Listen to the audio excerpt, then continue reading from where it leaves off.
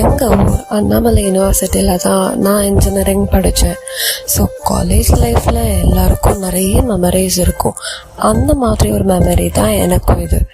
என்னோடய சீனியர் அக்கா எனக்காக ஒரு சர்ப்ரைஸ் கிஃப்ட் தந்தாங்க.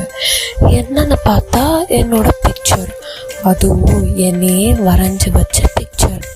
வாவ், பார்த்தோன்னே அவ்வளோ ஹாப்பி ஆகிடுச்சு. ஒரு நிமிஷம் ஹீரோயினாகவே நான் ஃபீல் பண்ண ஆரம்பிச்சிட்டேன். இப்போ நாங்கள் காண்டாக்டில் இல்லை, ஆனாலும் இந்த பிக்சரை பார்க்கும் போதெல்லாம் எனக்கு அவங்க ஞாபகம் தான் வரும்.